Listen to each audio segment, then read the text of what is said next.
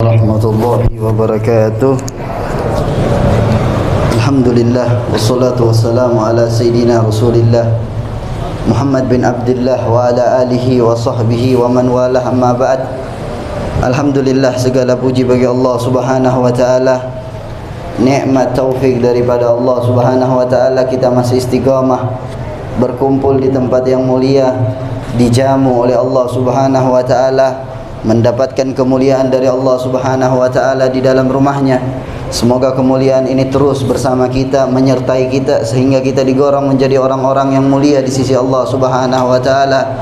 Amin ya rabbal alamin.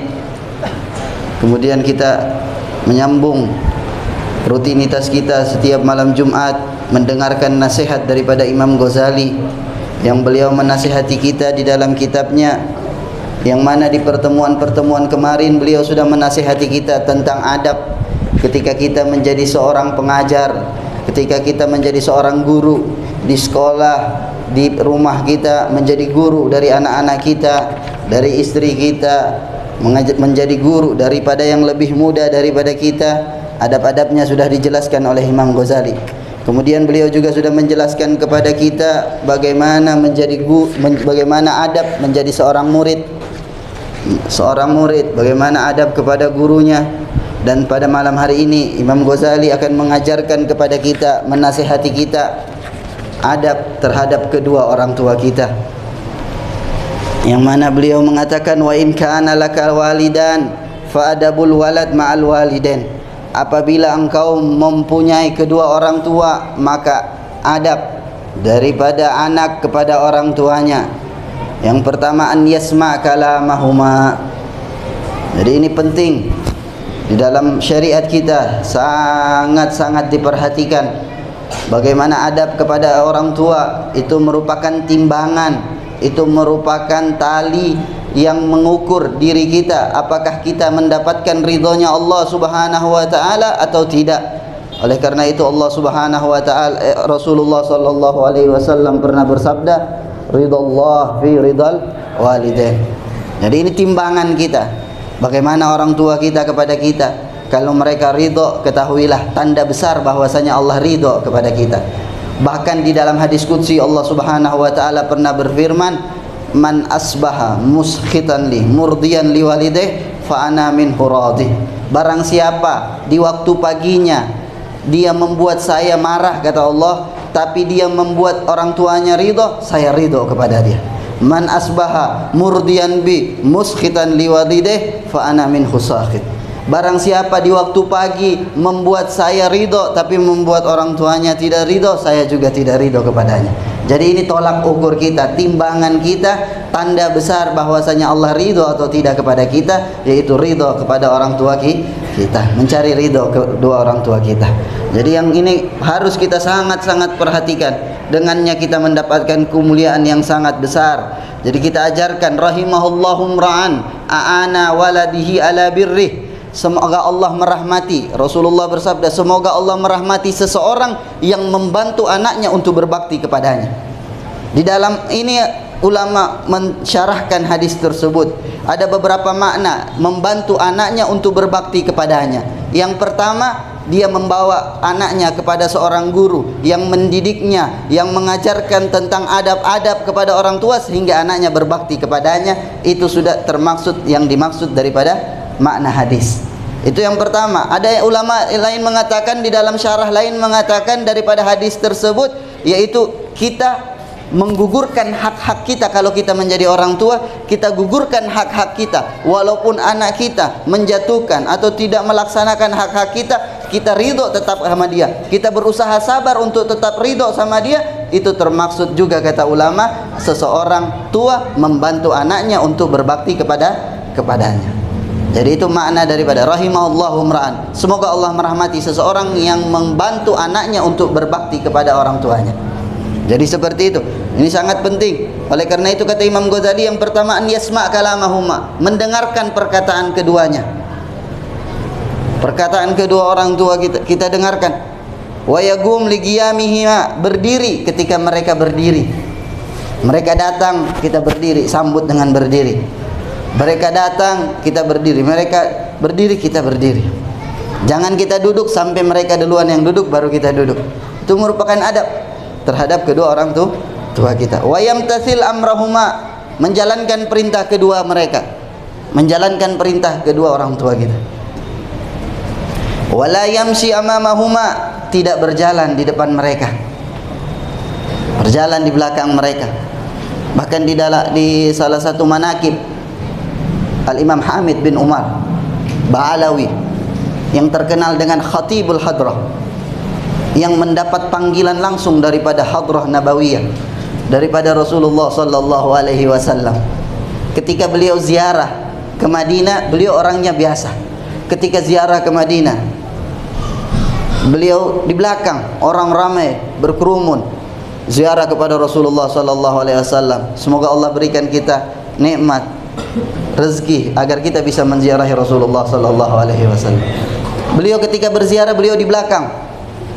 Tiba-tiba terdengar dari khadim, pembantu yang selalu memegang kunci pintu ziarah, pintu makam Rasulullah. Dia berteriak, "Aina Hamid bin Umar? Aina Hamid bin Umar? Mana Hamid bin Umar? Mana Hamid bin Umar? Aina Hamid?" Dia berteriak di kerumunan orang yang berziarah, "Aina Hamid bin Umar? Mana Hamid bin Umar?" Di belakang, sampai di belakang sekali bertemu dengan Hamid bin Umar. "Ana Hamid bin Umar," kata dia. Betul. "Maju, engkau maju. Sesungguhnya saya mendengar langsung suara daripada kuburan Rasulullah sallallahu alaihi wasallam, ifsahu li waladi Hamid." Ayo bukakan untuk jalan untuk anakku Hamid bin Umar. Untuk mendapatkan kedudukan yang sangat mulia. Beliau murid daripada anaknya Imam Haddad, Habib Hasan bin Abdullah bin Alwi al-Haddad. Mendapatkan kemuliaan yang sangat mulia karena beliau berbakti, sangat berbakti kepada kedua orang tuanya. Beliau kalau kedua orang tuanya di satu ruangan, beliau tidak berjalan membelakangi, tapi berjalan mundur agar tidak membelakangi kedua orang tuanya. Beliau tidak mau, takut untuk makan satu piring, satu meja sama orang tuanya. Kalau beliau mau mengambil, takutnya orang tuanya sudah kepingin mengambil lauk tersebut, tapi dia sudah duluan mengambilnya. Dia takut itu memberatkan hati kedua orang tuanya. Dia sangat jaga. Itu contoh lain yang sangat sering kita dengar bagaimana tentang berbakti kepada orang tua, yaitu Al-Imam Uwais Al-Qarani. Mendapatkan kemuliaan, Rasulullah banggakan, Rasulullah puji, bahkan Rasulullah perintahkan kepada Sayyidina Ali dan Sayyidina Umar untuk minta istighfar kepada dia. Idza lakituma Uwais fatluba minhuma istighfar. Apabila kalian berdua bertemu dengan Uwais, minta dari dia istighfar. Yaghfirullahu lakum, Allah mengampuni kalian. Ini Sayyidina Umar, siapa yang meragukan kemuliaannya? Sayyidina Ali. Tapi Rasulullah perintahkan mereka berdua kalau bertemu Uwais minta istighfar dari Uwais. Dapatkan kemuliaan tersebut, beliau kepingin bertemu dengan Rasulullah, kepingin mendapatkan gelar sahabat. Tapi manahuma, yang mencegah beliau untuk berkumpul bersama Rasulullah mendapatkan gelar sahabat, khidmahnya kepada ibunya, sehingga Allah angkat kemuliaannya, sehingga Rasulullah menyebutkan namanya. Rasulullah, walaupun beliau hidup jauh dari Madinah, tapi Rasulullah sudah sebutkan namanya. Jadi itu kemuliaan sangat besar yang kita akan dapatkan ketika kita berbakti, berusaha mencari ridho kedua orang tua kita. Itu timbangan kita yang harus kita perhatikan, bagaimana Allah ridho kepada kita atau tidak. Jadi wala yamsi amamahu, jangan berjalan di depan keduanya. Wala yarfa sautahu fauqa aswatihima, jangan mengangkat suara di atas suara mereka. Wa yulabbi da'watuhuma, dan menjawab panggilan keduanya. Jawab panggilan. Bahkan kata ulama, kalau kita seandainya di dalam sholat, bahkan ulama mentafsir hukum, kalau bagaimana kalau orang tua kita memanggil kita lagi dalam keadaan sholat. Kalau dalam keadaan sholat wajib, kita angkat suara kita biar mereka dengar bahwasanya kita lagi dalam keadaan sholat. Kalau dalam keadaan sholat sunnah, kata ulama, kalau seandainya kita angkat suara kita mungkin tidak terdengar, atau kita tahu kalau kita tidak jawab mereka akan berat, orang tua akan berat, kata ulama, batalkan sholat sunnah kita, jawab panggilannya. Kalau itu dalam keadaan sholat sunnah, bahkan segitunya. Tapi kalau kita angkat suara kita, mereka tahu kita dalam keadaan sholat, mereka tidak berat hati mereka, ya sudah, lanjutkan sholat sunnah kita, kita cepatkan, kemudian jawab panggilan mereka. Bahkan di dalam hadis Rasulullah pernah bercerita tentang orang ahli ibadah di zaman Bani Israel.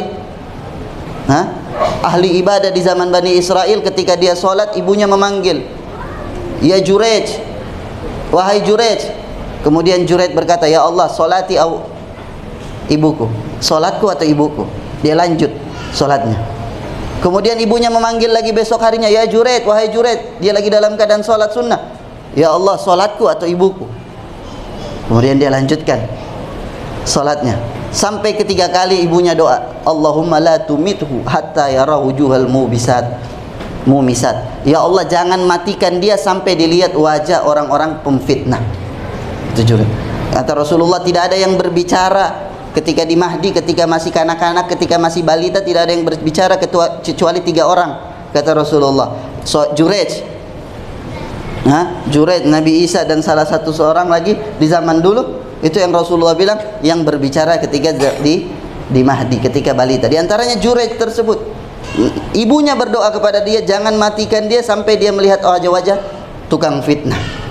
Akhirnya Banu Israel mengingat bahwasanya di sana di pendopo ada Jurej yang sedang beribadah abid. Bagaimana kita ganggu dia, kita fitnah dia. Didatangkan seorang perempuan pezina datang untuk menggoda dia, tapi dia tekun, dia teguh atas keimanannya, sehingga perempuan tadi berzina dengan pengembala kambing, kemudian mengaku hamil, bahwasanya dia dihamili oleh Jurej, sehingga dibakar tempatnya, dipukul, sampai kata Jurej, kalau kalian mau membunuh saya, izinkan saya sholat dulu 2 rakaat. Dia sholat, kemudian dia panggil, mana bayi tersebut? Dipanggil bayi tersebut, ditekan sama Jurej, siapa ayahmu? Kemudian bayi tersebut bilang, ayahku pengembala kambing, bukan kau. Akhirnya mereka agungkan Jurej, mereka bangun kembali tempat ibadahnya. Tapi apa? Dia mendapatkan dampak daripada doa ibunya, karena dia tidak menjawab panggilannya ibunya. Tapi begitu juga ini salah satu pelajaran bagi orang-orang tua, jangan sampai keluar dari lisan mereka sesuatu yang jelek untuk anak mereka. Karena doanya orang tua bahkan lebih bagus daripada doanya wali kutub sekaligus kepada anaknya. Terkhusus kepada anaknya, doa seorang orang tua, ibu, ayah itu lebih baik daripada doa wali kutub kepada anak tersebut, kepada orang tersebut. Jadi jangan sampai terkeluar daripada mulut orang tua perkataan yang jelek kepada anaknya. Doakan selalu terdengar dari mulut kita kepada anak kita. Semoga Allah kasih hidayat, semoga Allah kasih taufik, semoga Allah jaga. Selalu itu doa. Doa itu yang akan melindungi dia. Doa itu yang terbaik untuk dia. Nah, disebut. Makanya kalau Habib Salim Asyatiri, kalau para habaib kalau datang ada orang tua, minta sama orang tua. Itu doa mereka lebih baik daripada doa wali. Jadi itu. Jadi jangan angkat suara di atas suara. Wa yulabbi, menjawab panggilannya. Wa yahris ala talab marratim. Sangat perhatian untuk mencari ridho keduanya. Wa yakhfid lahuma janaha, dan merendah di bawah mereka, merendah di hadapan mereka. Jangan mentang, oh orang tua aku tidak belajar, saya belajar sampai tinggi. Ini salah satu tanda kiamat, kata Habib. Di dalam hadis Rasulullah bersabda, tanda mata sa'ah, qala mal mas'ul anha bi alam minas sa'il. Qala fama amaratuha, kata Jibril, apa tandanya? Qal antara hufatan uratan yatatawaluna fil bunyan wa antalidal ama rabbataha.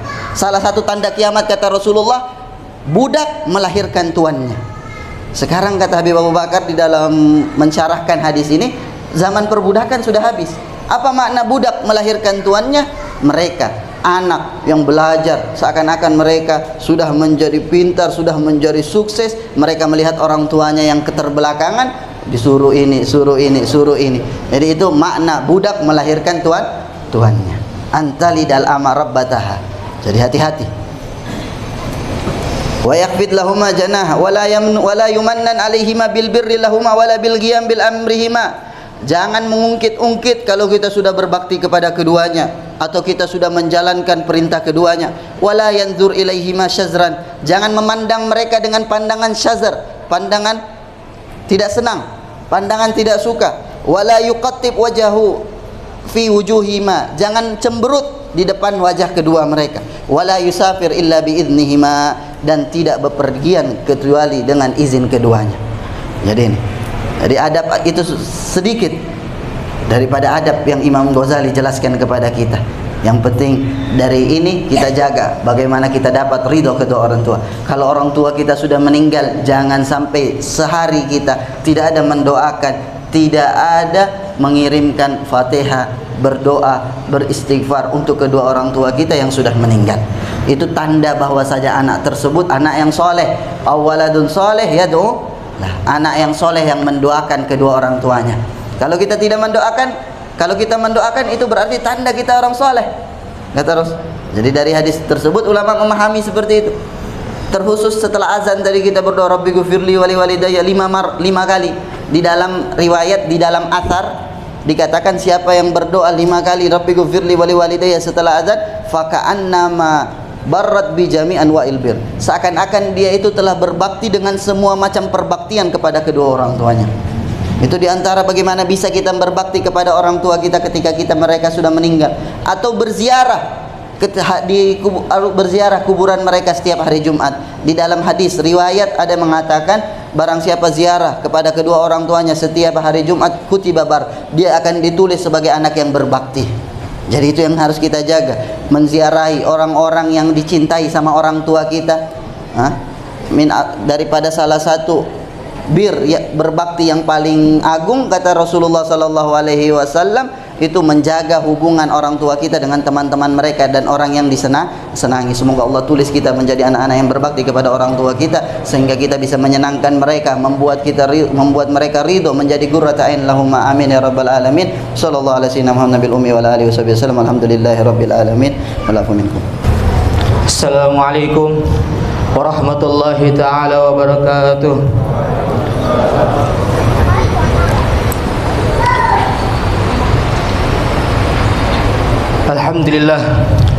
Alhamdulillah rabbil alamin, wassalatu wassalamu ala rasulillah sayyidina Muhammadin wa ala alihi wa sahbihi ajma'in, amma ba'd. Pertama-tama marilah kita panjatkan puja dan puji syukur kehadirat Allah Subhanahu wa taala, yang mana alhamdulillah pada malam hari ini kita masih bisa dikumpulkan bersama-sama untuk merayakan Maulid Nabi, dikumpul bersama-sama di dalam kebaikan yang mana Allah Subhanahu wa taala menurunkan keberkahan yang sangat banyak di tempat ini. Terkhususnya alhamdulillah pada malam hari ini kita masih bisa dikumpulkan kepada murabbina, kepada sayyid walidina, kepada abuna yaitu Al-Habib Idrus bin Ali Al-Habsyi. Semoga Allah Subhanahu wa taala memanjangkan umur beliau. Semoga Allah Subhanahu wa taala selalu senantiasa memudahkan semua urusan dunia maupun akhirat beliau. Semoga Allah Subhanahu wa taala memanjangkan umur beliau dalam ketaatan beribadah kepada Allah Subhanahu wa taala. Amin amin ya rabbal alamin. Salawat serta salam tak lupa selalu kita haturkan kepada Nabi kita, Nabi Muhammad sallallahu alaihi wasallam. Tidaklah saya berdiri di sini hanyalah untuk mengambil berkah sedikit yang saya hanya datang untuk mengambil berkah, tidaklah ingin berbicara di tempat seperti ini. Adapun untuk berdiri yaitu imtithal awamir, yaitu perintah daripada murabbina yaitu Al-Habib Idrus bin Ali Al-Habsyi, dan juga tidak lupa menginginkan nazrah daripada beliau.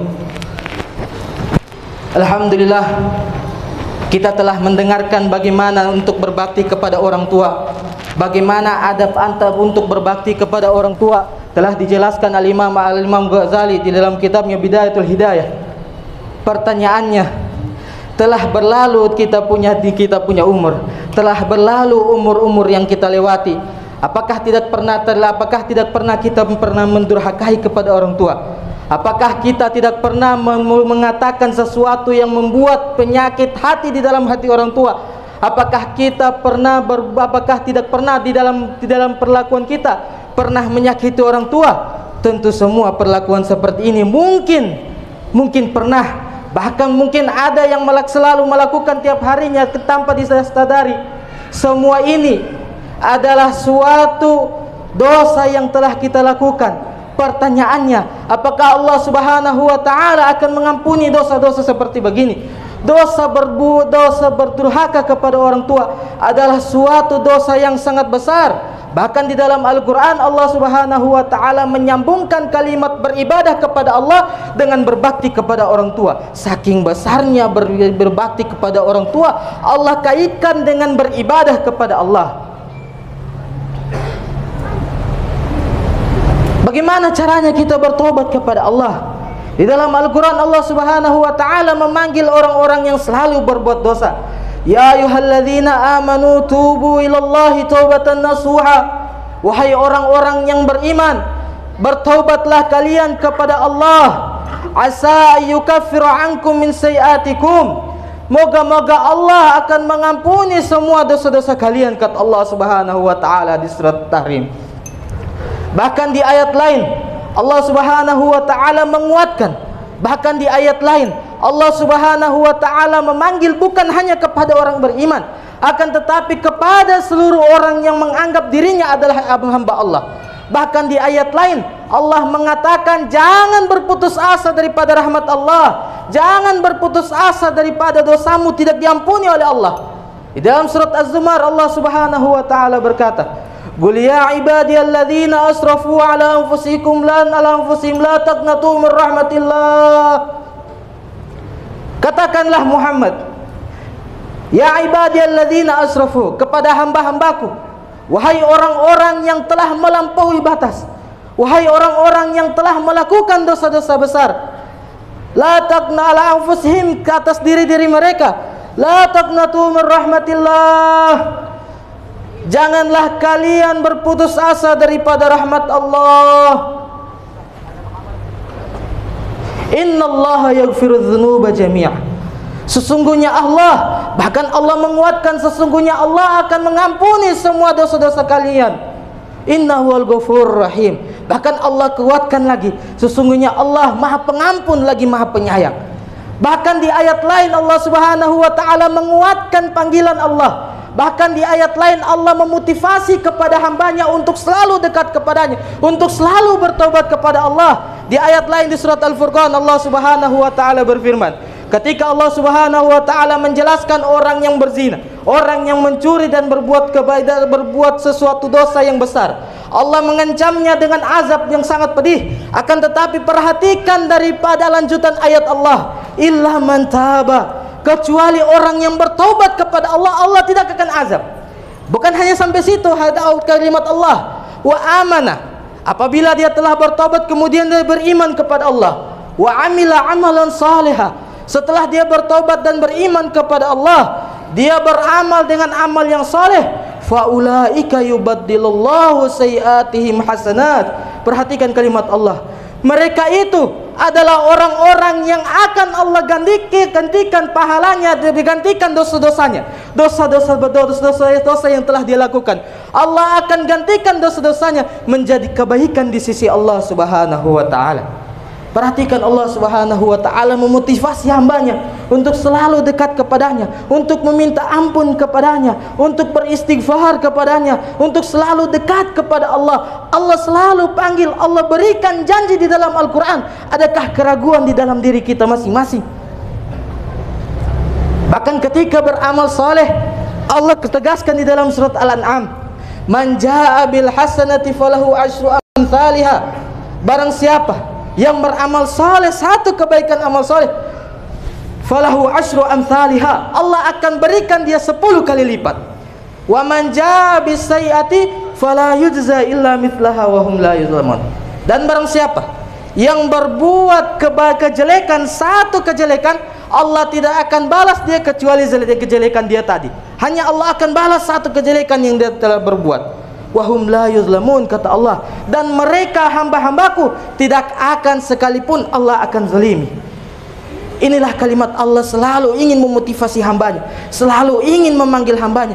Allah berulang-ulang kali di dalam Al-Quran. Semoga Allah subhanahu wa ta'ala menjadikan kita orang-orang yang selalu bertobat. Semoga Allah subhanahu wa ta'ala mengampuni dosa-dosa kita. Semoga Allah subhanahu wa ta'ala mengampuni dosa-dosa kita kepada orang tua kita yang tidak ada. Semoga Allah subhanahu wa ta'ala menjadikan kita orang yang berbakti kepada orang tua. Semoga Allah subhanahu wa ta'ala mengampuni semua dosa-dosa kita, dosa orang-orang tua kita, dan dosa semua kerabat-kerabat kita. Amin amin ya rabbal alamin. Walafu minkum. Wassalamualaikum warahmatullahi taala wabarakatuh. Alhamdulillah wassalatu wassalamu ala rasulillah sayyidina Muhammad bin Abdullah wa ala alihi wa sahbihi wa man wala. Allahumma salli wa sallim ala sayyidina Muhammadin nuril anwar sirril asrar tiryaq al-aghyar miftah babil yasar wa ala alihi al-adhar wa ashabihi al-mukhtar wa man tabi'ahum wa ala darbihim sar. Amma ba'd. Alhamdulillah, segala puji bagi Allah subhanahu wa ta'ala atas segala nikmat yang telah Allah berikan kepada kita, atas taufiknya, hidayahnya. Allah subhanahu wa ta'ala gerakkan hati kita untuk kembali hadir di tempat ini, tempat yang penuh keberkahan, yang penuh kemuliaan, yang mana Allah memuliakan hamba-hambanya yang hadir di tempat yang seperti ini. Allah memuliakan mereka untuk duduk bersama orang-orang yang Allah cintai. Ini adalah nikmat yang begitu besar yang harus atau yang wajib kita syukuri. Wa in syakartum la azidannakum, niscaya kalau kita syukuri nikmat ini maka akan Allah tambahkan lagi. Allah akan hadirkan hati kita yang biasanya kita duduk di sini mungkin kita hatinya tidak khusyuk, akan Allah jadikan hati kita hadir. Biasanya kita belum merasakan nikmatnya, akan Allah berikan kepada kita lezatnya, nikmatnya duduk bersama orang-orang yang Allah cintai. Alhamdulillah, terlebih lagi malam hari ini Allah muliakan kita dapat kembali duduk bersama guru kita Al-Habib Idrus bin Ali Al-Habsyi, di mana setelah beliau melaksanakan ibadah haji, semoga Allah terima haji beliau, Allah jadikan haji yang mabrur. Juga apa yang beliau dapatkan, apa yang Allah titipkan kepada beliau daripada hadirnya beliau di manasikil haji. Ketika beliau berada di Arafah, apa yang Allah berikan kepada beliau di Arafah, Allah tidak haramkan kita atas hal tersebut.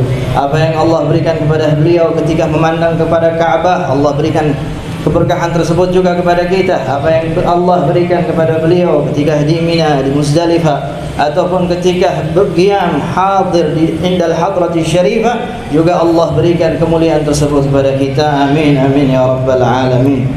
Alhamdulillah, minggu kemarin Imam Al-Ghazali mengingatkan kepada kita tentang adab seorang murid kepada gurunya. Malam hari ini beliau mengingatkan lagi kepada kita bagaimana adab seorang anak kepada kedua orang tuanya. Ini adab yang dibutuhkan oleh kita, khususnya di umat akhir zaman yang seperti saat ini, yang mana sudah banyak orang-orang yang terlalu jauh daripada adab-adab Islam, jauh daripada syariatnya Allah subhanahu wa ta'ala, sehingga kita lihat di mana-mana ada anak yang begitu durhaka sama orang tuanya, bahkan sampai membunuh daripada kedua orang tuanya, wal'iyadu billah. Murid yang begitu kurang ajar kepada guru-gurunya, ada yang sampai memukul, ada bahkan yang sampai melakukan hal-hal yang tidak diridhai oleh Allah subhanahu wa ta'ala, menjadi sebab Allah haramkan atasnya ilmu yang bermanfaat.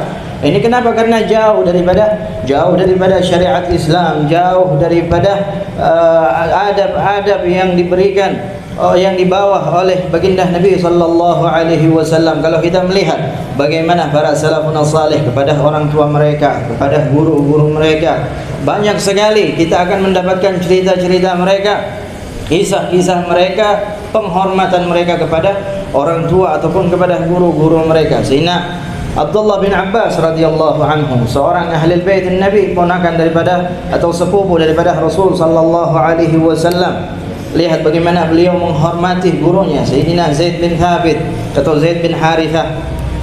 Ketika bahkan diceritakan Sayyidina Zaid selesai daripada pemakaman salah seorang kerabatnya atau ayahnya atau ibunya, begitu menaiki tunggangannya, kudanya atau ontanya, yang memegang tali kekang itu adalah Sayyidina Abdullah bin Abbas radhiyallahu anhu yang membawanya.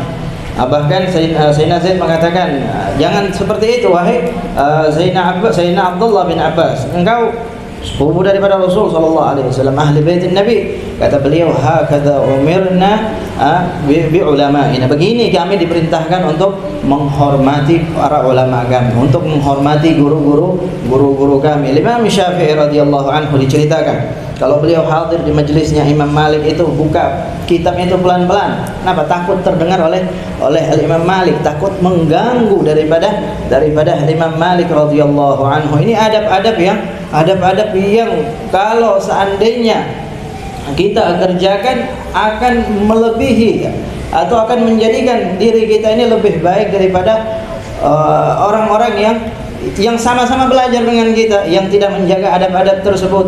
Bahkan dikatakan ada dua orang yang belajarnya bersamaan, sama-sama belajarnya, sama-sama masuk pondoknya, sama belajarnya, tidak ada yang kurang. Kalau yang satu menghafal, yang satu juga menghafal. Yang satu murojaah, yang satu murojaah, yang satu juga murojaah. Waktunya belajar sama-sama belajar, waktunya salat sama-sama salat. Tidak ada yang membedakan mereka. Tapi yang satu lebih duluan Allah bukakan kepadanya futuh daripada yang lain. Ketika ditanya kenapa? Karena dia menjaga adab ketika dia belajar. Bukan hanya adab kepada guru, bahkan adab kepada ilmu itu sendiri dia jaga. Dia kalau belajar dengan selalu menjaga wudunya, kalau dia belajar dia selalu menghadap ke kiblat, sehingga Allah bukakan baginya futuh lebih dulu daripada saudaranya. Ini adab-adab yang kalau seandainya kita jaga, akhir zaman seperti sekarang kita lebih butuh kepada adab-adab tersebut. Nasallallahu ta'ala yuwaffiqana lima yuhibbu wa yarda wa la yuhrimna khairan ma 'indahu li syarrin ma 'indana fadlan minhu judan karaman wa ihsana. Sallallahu ala sayyidina Muhammadin nabiyil ummi wa ala alihi wa sahbihi wasallam. Alhamdulillahi rabbil alamin wal 'afwu minkum.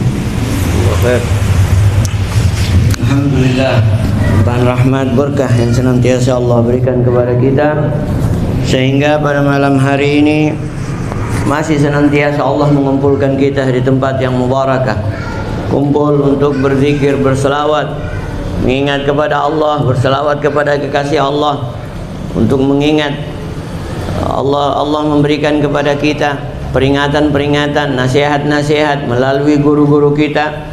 Ini adalah semua kebaikan yang Allah pelihara kita di masa hidup kita, sampai insya Allah kita berpulang ke rahmatnya.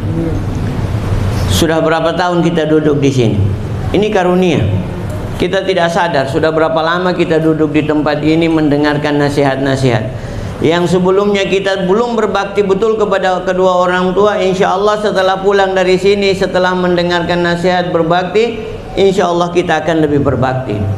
Setelah kita di tempat ini mendengarkan tentang masalah salat, kekhusyuan, setelah pulang dari sini kita sudah mulai tingkatkan kita punya rasa khusyuk di dalam ibadah, dalam taat kepada Allah Subhanahu wa ta'ala. Ini karunia, sehingga kita tidak menyadari bahwa kita ini sudah diangkat derajat kita di sisi Allah menjadi orang-orang yang dicintai oleh Allah Subhanahu wa ta'ala, mendapatkan kekhususan dari Allah Subhanahu wa ta'ala, pilihan dari hamba-hamba yang lain.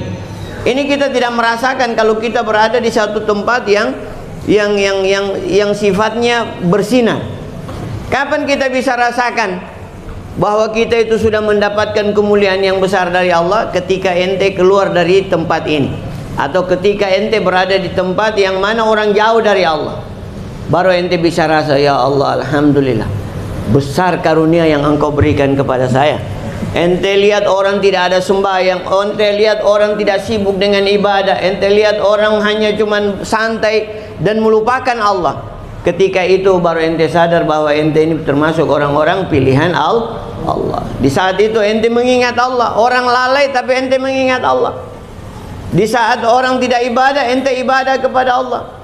Di saat orang tidak mengaji, ente membaca kitab Allah. Tapi kalau kita berada di tempat yang seperti ini, kita tidak bisa merasakan, karena kita berada di tempat yang memang terang.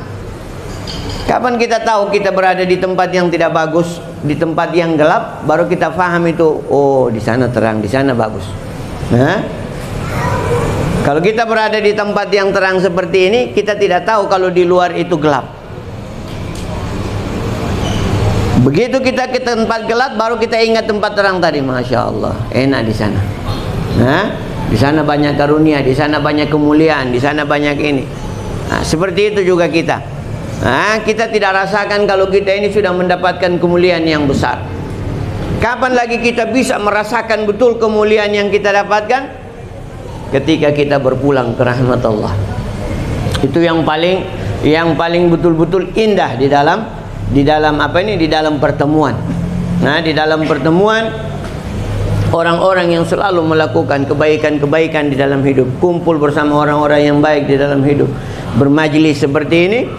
Di saat dia bertemu sama Allah Subhanahu wa taala, di situ kemuliaan yang sangat menggembirakan dia. Bahkan arwah orang-orang yang suci itu yang sudah berpulang ke rahmat Allah, melihat acara-acara seperti ini, mereka mau hadir rohnya mereka untuk bersama-sama kita. Jangan kira di tempat majelis seperti ini tidak ada mereka.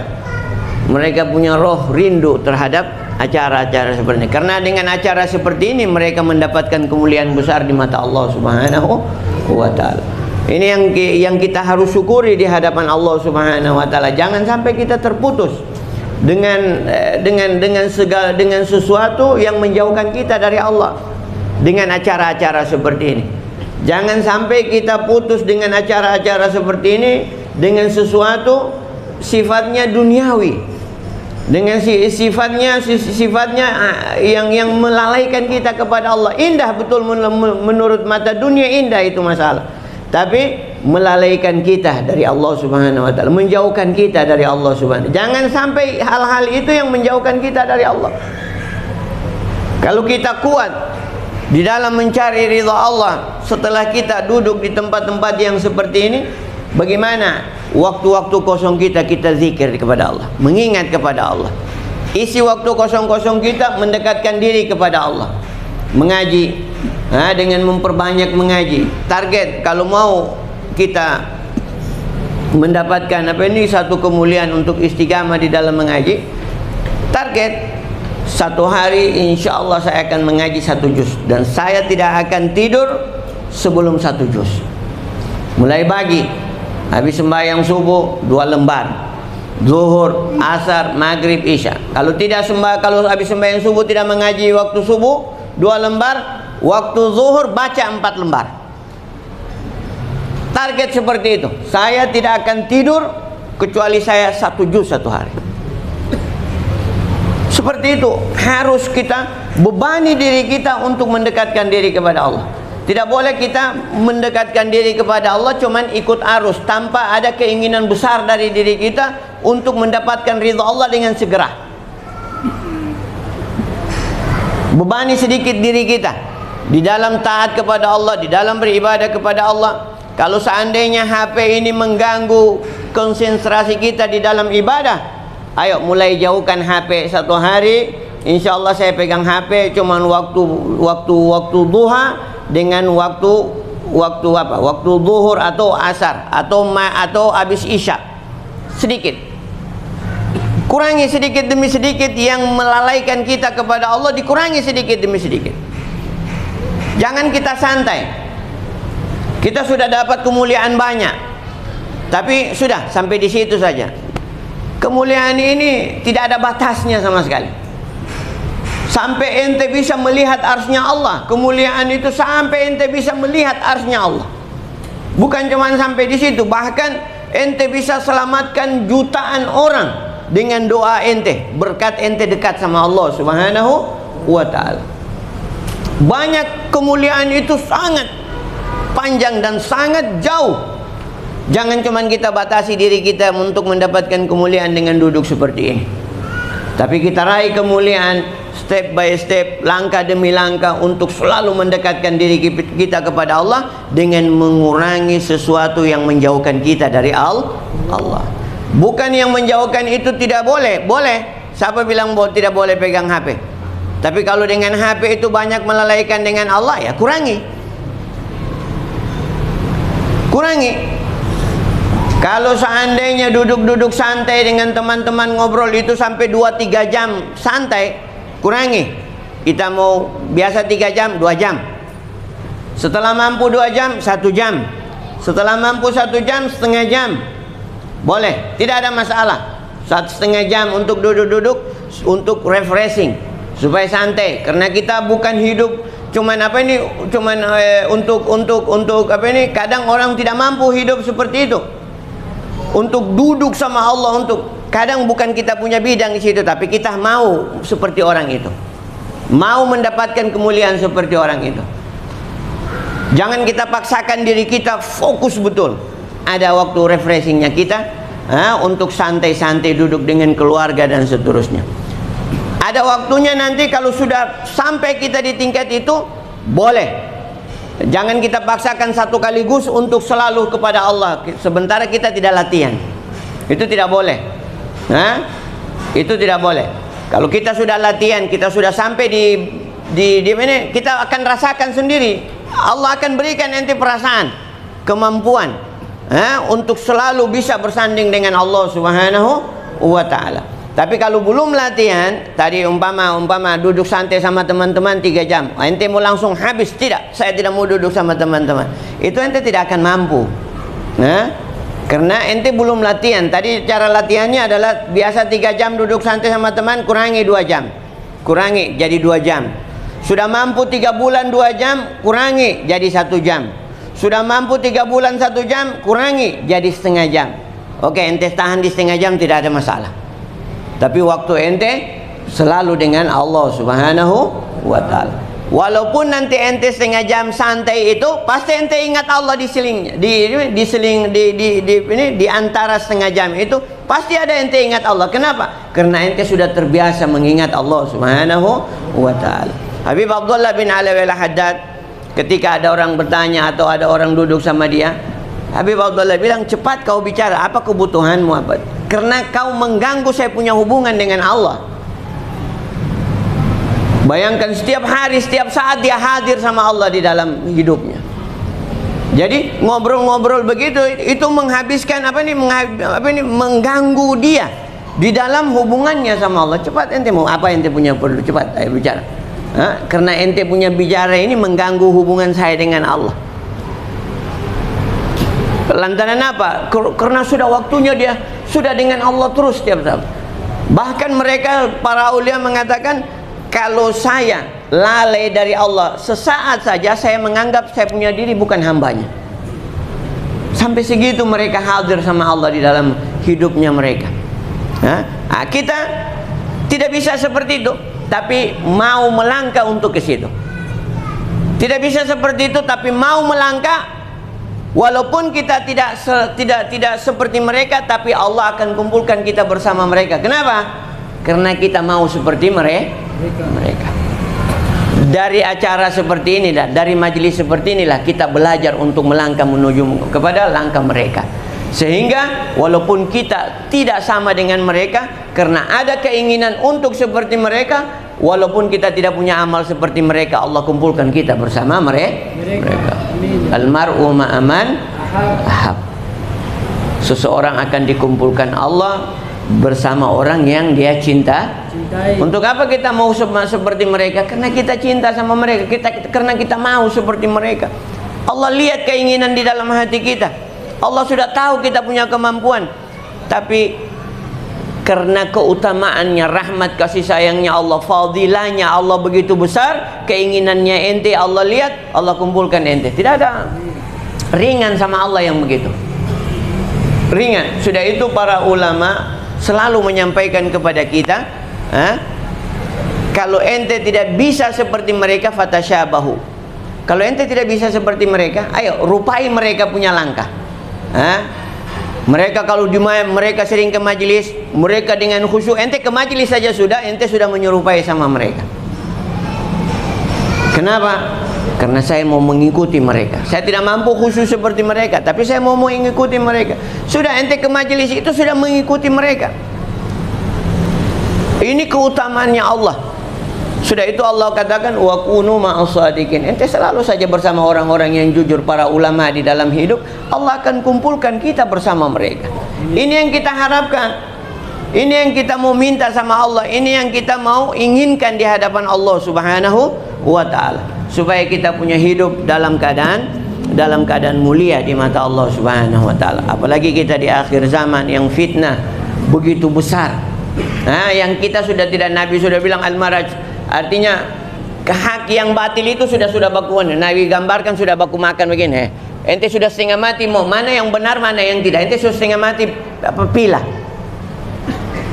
Nabi bilang kalau ente sudah dapat zaman itu, ente sudah berdiam di rumah lebih bagus, lebih afdal daripada ente jalan ke sana. Lebih afdal ente selamatkan ente punya diri. Ini zamannya sudah. Diam di rumah, kemudian Nabi bilang waskut. Tinggal di rumah dan diam. Apa maksudnya diam? Jangan ente bakomen di dalam hidup. Nah, sekarang kalau dulu masih kalau orang sudah diam di rumah pasti tidak. Kalau sekarang di dalam rumah bisa bakomen ente. Nabi bilang apa lagi? Satu kalimat akan sampai di ufuk ente punya suara itu. Nah ini sudah satu kalimat ente kirim SMS, cut naik ke satelit sebarkan, satu dunia bisa tahu ente. Ente punya kalimat, satu kalimat. Ini Nabi. Nah, satu kalimat Nabi bilang bisa diketahui sama orang dunia ini bisa tahu. Satu dunia bisa tahu ente punya kalimat dari rumah itu. Kalau ente sudah seperti itu, tinggal di rumah, diam, jangan bakomen ente. La tatakallam. Ini waktunya, ini zamannya. Selamatkan diri kita. Jangan sampai kita terbawa arus fitnah. Nah, orang mau bakomen ini, jangan ente bakomen dan jangan ente ikuti. Jangan ente ikuti. Kalau ente ikuti berarti ente terbawa arus fitnah. Ente bisa dijauhkan dari Allah, ente bisa dijauhkan dari Nabi, ente bisa dijauhkan dari ulama. Dengan apa? Dengan pola pikir mereka yang ente anggap benar, padahal itu adalah keliru. Karena ente tidak punya timbangan, ente tidak punya balance. Apa ini benar atau tidak? Karena Nabi bilang yang hak itu sudah bercampur dengan yang batil, seperti Nabi gambarkan tangannya seperti ini. Sudah sulit ente. Apalagi kita tidak punya timbangan, tidak punya balance, tidak punya alat untuk mengukur. Sekarang ente kalau punya timbangan, umpama timbangan ente alat timbang, ente punya alat timbang itu dia punya kemampuan menimbang cuma 50, sementara masalah yang datang 200. Beratnya, bebannya 200. Ente punya alat timbang cuma 50. Baru ente mau timbang, baru ente mau lihat hasilnya, betul atau tidak? Kira-kira hasilnya betul atau tidak? Ente punya alat timbang cuma sampai 50 saja. Tapi beban masalah yang datang itu bebannya 200. Tapi ente mau paksa timbang. Hasilnya betul atau salah kira-kira? Salah. Ada masalah di dalam hidup ini yang kita tidak tahu, tapi kita berusaha untuk mau timbang, ini benar, ini salah. Padahal kita tidak punya alat. Jangan. Ente menjadi sesat nanti. Ente menjadi susah nanti dan ente keluar dari kebaikan. Jangan ente ikut.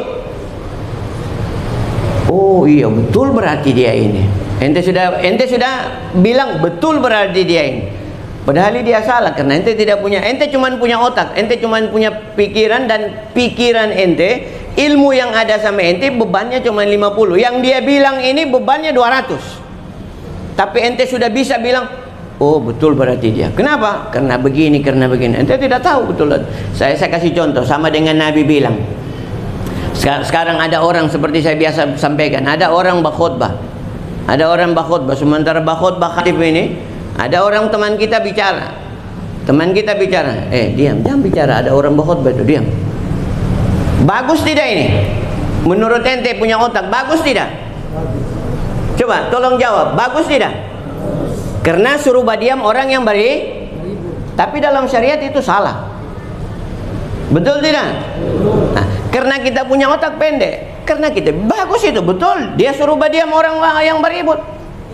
Tapi Nabi bilang kalau sudah khatib naik mimbar jangan bicara. Kalau ente bicara sama dengan ente membatalkan Jumat. Ente punya otak, menurut ente betul, benar. Tapi syariat bilang salah. Karena ente punya pakai logika saja, pakai akal saja, ente bilang benar. Ente sudah terjerumus berarti. Jadi jangan pakai nilai apa yang disampaikan oleh orang. Sudah diam. terserah ente orang mau nilai apa. Saya sudah paham, saya sudah bermajelis, saya sudah tahu, dan saya dengar sama guru-guru saya. Selesai. Kalau ente mau pakai nilai apa yang orang sampaikan, ente tidak punya alat yang kuat, ente akan terbawa arus dan ente terbawa fitnah. Nabi sudah bilang, satu kalimat itu akan sampai seluruh dunia ente bisa dengar apa yang ente sampaikan. Jadi selamatkan kita punya diri masing-masing. Kita selalu berharap kepada Allah supaya kita berada di jalur yang diridhai oleh Allah Subhanahu wa ta'ala. Di jalur Allah, sama dengan tadi yang diterangkan, kalau kita sementara salat orang tua panggil. Kalau kita bodoh, kalau kita tidak paham agama, orang tua panggil sementara sembahyang sunat, diam terus. Sampai habis sembahyang, assalamualaikum salam.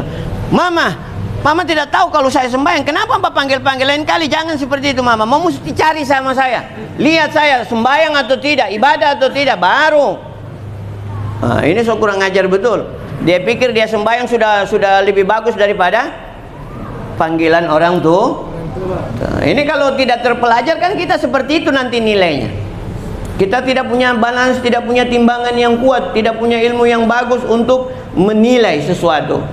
Jadi untuk di akhir zaman seperti ini, jangan terlalu banyak berkomen. Kita jalan di jalan yang kita faham.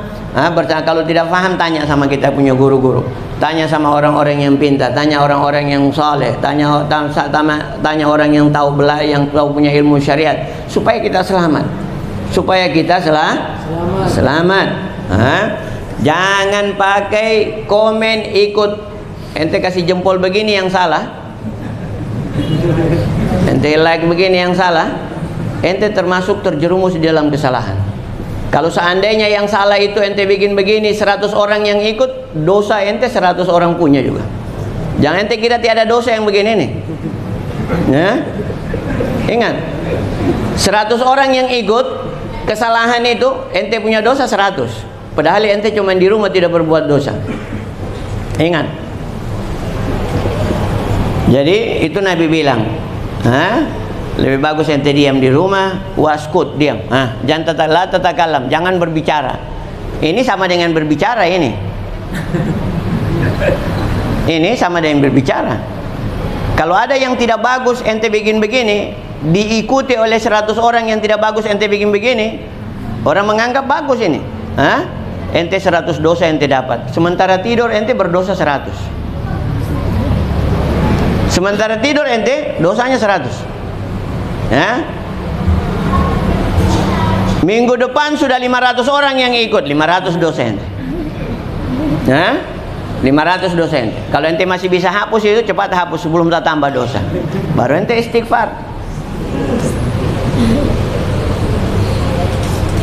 Ya, mudah-mudahan Allah selamatkan kepada kita semua. InsyaAllah kita minta ampun kepada Allah. Astaghfirullahaladzim, astaghfirullahaladzim, astaghfirullahaladzim, wa atubu ilaih. Allahumma salli ala sayyidina Muhammad wa ala ali sayyidina Muhammad. Allahumma ghafir dhunubana wastur uyubana wakshif kurubana waslih dhata bainina wa alif ta'atika wa ta'ati rasulika baina qulubina. Allahumma ghafir lana wal hadirin, Allahumma ghafir lana wal hadirin, Allahumma ghafir lana wal hadirin. اغفر لنا ذنوبنا كلنا يا رب العالمين، أولها وآخرها ظاهرها وباطنها وعمدها وصحوها وصغيرها وكبيرها يا غفور يا واسع المغفرة. اغفر ذنوبنا واستر عيوبنا واكشف كروبنا واصلح ذات بيننا وألف طاعتك وطاعة رسولك بين قلوبنا. اغفر لنا ولإخواننا الذين سبقونا بالإيمان ولا تجعل في قلوبنا غلا للذين آمنوا ربنا إنك رؤوف رحيم. بحق قائل حبيبك المصطفى صلى الله عليه وسلم. اللهم اغفر للحجاج ومن استغفر الحجاج فاغفر لنا واستر عيوبنا واكشف كروبنا واصلح ذات بيننا وألف طاعتك وطاعة رسولك بين قلوبنا. ربنا ظلمنا أنفسنا وإن لم تغفر لنا وترحمنا لنكونن من الخاسرين.